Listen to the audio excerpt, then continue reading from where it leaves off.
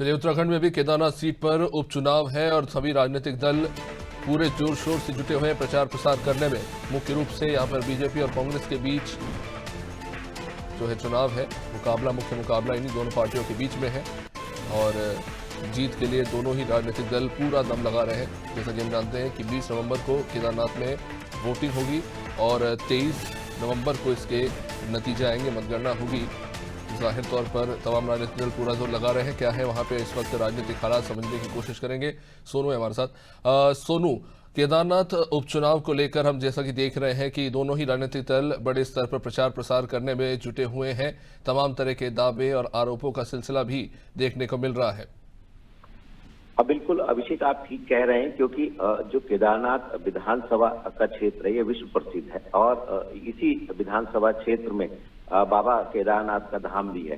तो ऐसे में आप समझ सकते हैं इस सीट की प्रसिद्धता के बारे में। और चूंकि लगातार उपचुनाव के लिए सत्ता पक्ष हो या विपक्ष हो, दोनों ही पार्टी के जो नेता है वो अपने अपने प्रत्याशी के पक्ष में प्रचार करने की कवायद में जुटे हुए हैं। चूंकि दोनों ही पार्टी के नेताओं के लिए प्रतिष्ठा की सीट बनी हुई है और ऐसे में जहां बीजेपी ये भरसक कोशिश कर रही है कि इस सीट को, क्योंकि इस सीट पर पहले भी बीजेपी का दबदबा कायम रहा है, तो बीजेपी की ये कोशिश है कि इस सीट पर बीजेपी जो है वो जीत दर्ज करे।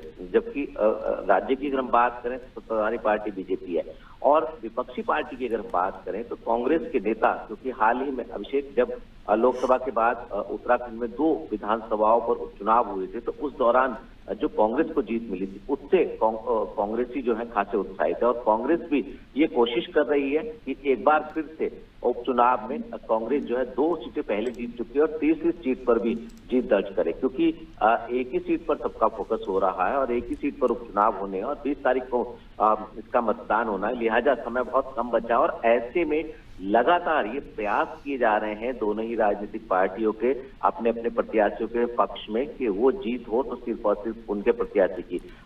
इसको लेकर बयानबाजी भी हो रही है, न सिर्फ विधानसभा क्षेत्र में बयानबाजी हो रही है बल्कि प्रदेश मुख्यालयों में जो प्रदेश स्तरीय नेता है वो भी जमकर के बयानबाजी कर रहे हैं, लगातार नजरें बनाए हुए हैं और ये सुनिश्चित किया जा रहा है कि कैसे आखिर इस सीट को जीता जा सकता है। एक तरफ मुख्यमंत्री और पार्टी के बीजेपी के तमाम दिग्गज नेता चुनाव प्रचार कर रहे हैं, तो दूसरी तरफ जो है नेता प्रतिपक्ष और पार्टी के प्रदेश अध्यक्ष सहित तमाम कांग्रेस के दिग्गज नेता जो चुनाव प्रचार करने की कवायद में जुटे हैं। तो अब देखना होगा कि आखिर कौन से दल के प्रत्याशी को जीत इस सीट पर मिलने वाली है, ये देखना होगा। प्रत्याशी काफी अहम है सोनू, जैसा कि उम्मीद लगाई जा रही थी कि शीला रानी रावत की मृत्यु के बाद उन्हीं के परिवार के किसी सदस्य को टिकट दिया जाएगा, पर ऐसा खैर हुआ नहीं। कांग्रेस भी लगातार इस बात को लेकर सवाल उठा रही है, लेकिन ये भी एक सवाल है कि इन दोनों जो प्रत्याशी है, अगर बात करें कांग्रेस के जो पूर्व विधायक है मनोज रावत, उनको प्रत्याशी बनाया गया, बड़े अंतर से वो अभी हाल ही में हुए विधानसभा चुनाव में हारे थे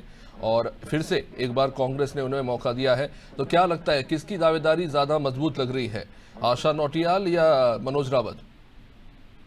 देखिए, ये बहुत महत्वपूर्ण सवाल उपचुनाव से जुड़ा अभिषेक आपने किया है। अगर हम यहाँ उपचुनाव के प्रत्याशियों की दावेदारी की मजबूती की बात करें तो निश्चित तौर पर जो आशा नौटियाल है उनका पलड़ा जो है वो साफ तौर पर मजबूत दिखाई दे रहा है, क्योंकि एक तो बीजेपी की प्रदेश अध्यक्ष हैं, वो पहले भी इस क्षेत्र से विधायक रही हैं, एक नहीं बल्कि 2 बार इस क्षेत्र के मतदाताओं ने उन पर विश्वास व्यक्त किया है। जहां तक कांग्रेस के प्रत्याशी के मजबूती का सवाल है अभिषेक, देखिए मनोज रावत अभी जब पहले चुनाव होते तब हारे हैं और इस वक्त जो कांग्रेस है वो भले ही कांग्रेस के प्रदेश स्तरीय जो नेता है वो खासे उत्साहित नजर आ रहे हैं, लेकिन अगर हम ग्राउंड जीरो की हकीकत पर गौर करेंगे तो जिस रफ्तार से, जिस तरह से, जिस एकजुटता से चुनाव प्रचार होना चाहिए था, शायद उसमें और बदलाव की आवश्यकता है। और यही वजह है कि जो कांग्रेस है वो बूथ और खेमों में कहीं ना कहीं इस सीट पर चुनाव प्रचार कर रही है।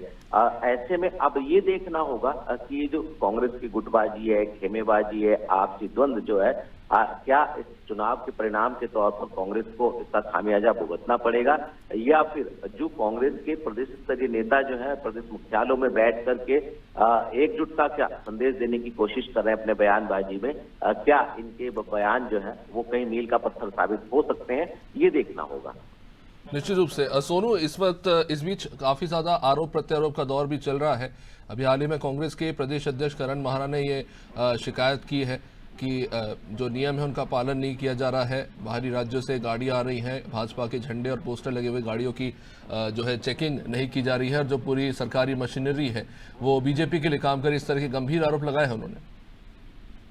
देखिए अभिषेक, ये जो कांग्रेस के तमाम नेता हैं, ये एक नहीं बल्कि 2-3 बार जो है वो निर्वाचन आयोग के अधिकारियों से, मुख्य निर्वाचन अधिकारी से शिकायत कर चुके हैं और बार बार इस बात को भी कह रहे हैं कि सरकारी मशीनरी का दुरुपयोग हो रहा है। और जैसा कि इससे पहले आप स्वयं भी इस बात का जिक्र कर रहे थे कि जो दिवंगत विधायक शैलारानी रावत है, उनकी जो बेटी ऐश्वर्या रावत, उनको टिकट नहीं दिए जाने को लेकर के जिस तरह से इस बार पार्टी ने, बीजेपी ने प्रत्याशी चयन में बहुत सूझबूझ का एक परिचय देने की कोशिश की है, क्योंकि पहले वो 2 उपचुनाव में हार का सामना बीजेपी कर चुकी है। तो ऐसे में एक तरफ एकजुटता करने पर बीजेपी फोकस कर रही है और दूसरी तरफ ये भी कोशिश कर रही है कि चुनाव प्रचार के दौरान किसी भी तरह की पार्टी पदाधिकारियों के स्तर से जो है वो फजीयत ना हो। और चूंकि हाल ही में हरीश रावत, जो कि उत्तराखंड कांग्रेस के वरिष्ठ नेता हैं और पूर्व मुख्यमंत्री हैं, उन्होंने भी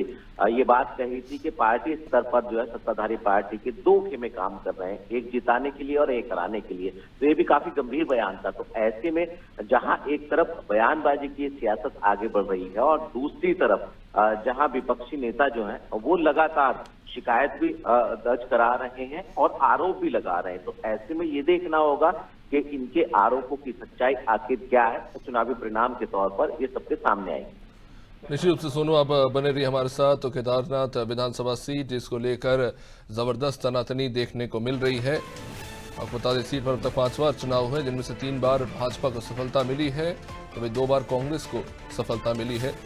जो शैलारानी रावत है पहले कांग्रेस की टिकट पर भी चुनाव लड़ चुकी है, बाद में वो बीजेपी में चली गई। आशा नौटियाल इस सीट पर काफ़ी बार चुनाव जीत चुकी हैं और एक बार फिर से पार्टी ने उन पर भरोसा जताया है। अगर बात करें मनोज रावत की, तो 2012 में मनोज रावत ने इस सीट से जीत हासिल की थी।